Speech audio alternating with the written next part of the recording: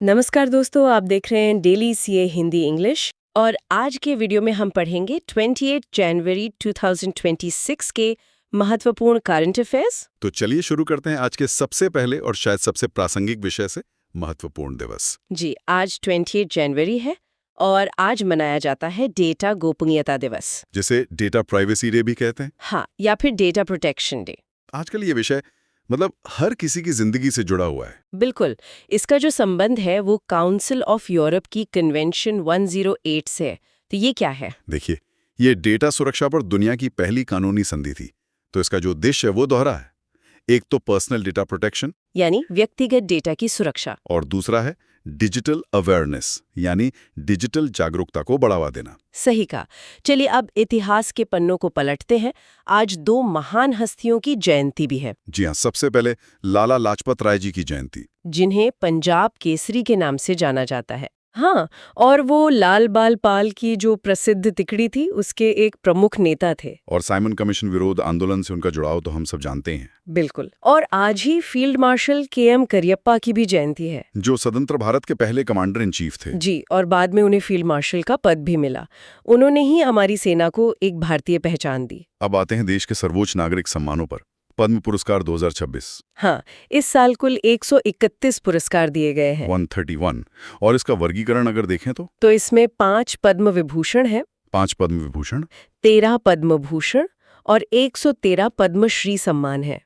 अच्छा, और इसमें कुछ विशेष बिंदु भी हैं, जैसे महिला पुरस्कार विजेताओं की संख्या। जी, इस बार 19 महिला पुरस्कार विजेता हैं और 16 सम्मान मरणोपरांत यानी पोस्टमस दिए गए हैं। चलिए कुछ प्रमुख पुरस्कार विजेताओं पर नजर डालते हैं। सबसे बड़ा नाम शायद श्री धर्मेंद्र सिंह देओल का है। जी, उन्हें पद्म विभूषण मिला है कला के क्षेत्र में मरणोपरांत। भारतीय सिनेमा में उनके आजीवन योगदान के लिए ये एक पूरे युग का सम्मान है। बिल्कुल।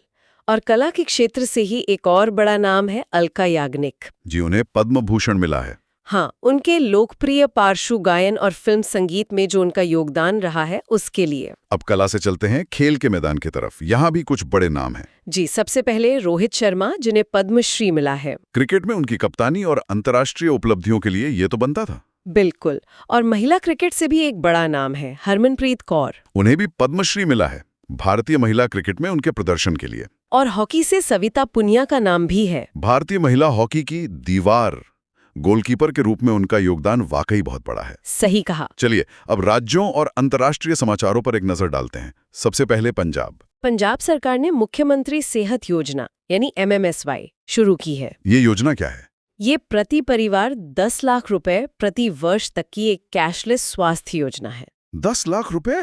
ये तो काफी बड़ी राशि है। जी, ये आम आदमी के लिए एक बहुत बड़ी राहत हो सकती है। अब पंजाब से चलते हैं दक्षिण भारत, आंध्र प्रदेश। यहाँ वर्ल्ड इकोनॉमिक फोरम मतलब WEF अपना एक नया केंद्र खोल रहा है। अच्छा, WF का केंद्र। जी, C4IR centre for energy and cyber resilience. इसका उद्देश्य क्या होगा?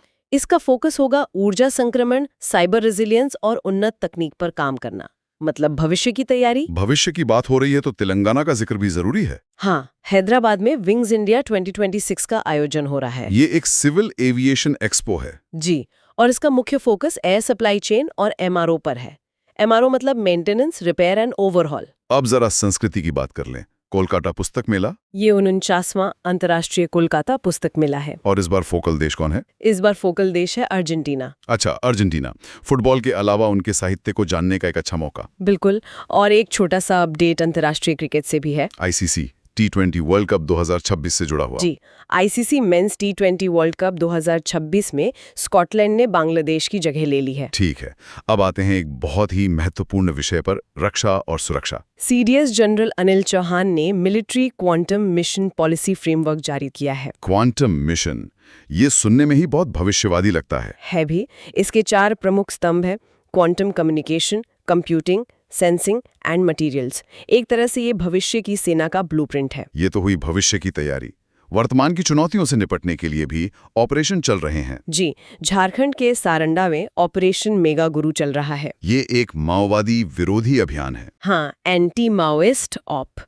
और वहीं जम्मू और कश्मीर के किश्तवाड़ में ऑपरेशन त्रासी चलाया जा रहा है, जो कि एक आतंकवाद विरोधी अभियान है। बिल्कुल। एक काउंटर टेरर ऑप्स चलिए अब बात करते हैं कुछ और पुरस्कारों और खेल जगत की उपलब्धियों की। सुभाष चंद्र बोस आपदा प्रबंधन पुरस्कार 2026 की घोषणा हुई है।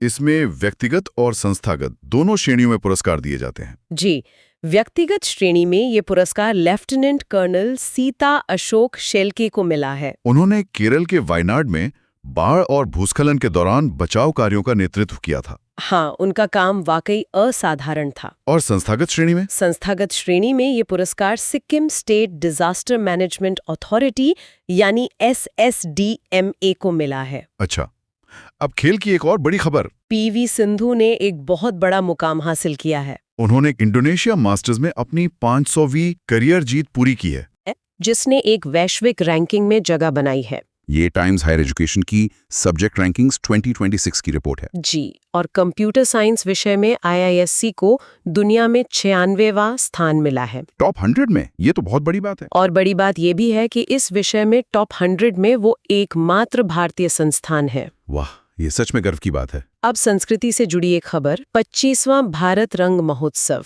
इसका आयोजक है नेशनल स्कूल ऑफ ड्रामा यानी NSD। जी, और ये 25वां संस्करण है, मतलब सिल्वर जुबली। इस बार की थीम क्या रखी गई है? थीम है संवाद, संस्कृतियों का संवाद, कल्चर्स इन डायलॉग। बहुत खूबसूरत थीम है। और अंत में एक दुखद खबर निधन से जुड़ी हुई। जी, कीर्तिदा मिकानी जी का निधन हो गया है, जिन्हें ट्री लेडी ऑफ सिंगापुर के नाम से जाना जाता था। वो मूल रूप से कर्नाटक की थी। पर्यावरण के लिए उनका काम हमेशा याद रखा जाएगा। बिल्कुल। तो दोस्तों, ये थे 28 जनवरी 2026 के सभी इंपॉर्टेंट करंट अफेयर्स। उम्मीद है आपको ये जानकारी पसंद आई होगी। वीडियो पसंद आए तो लाइक करें, शेयर करें और डेली CA हिंदी इंग्लिश को सब्सक्राइब करना बिल्कुल ना भूलें। मिलते हैं अगले वीडियो में।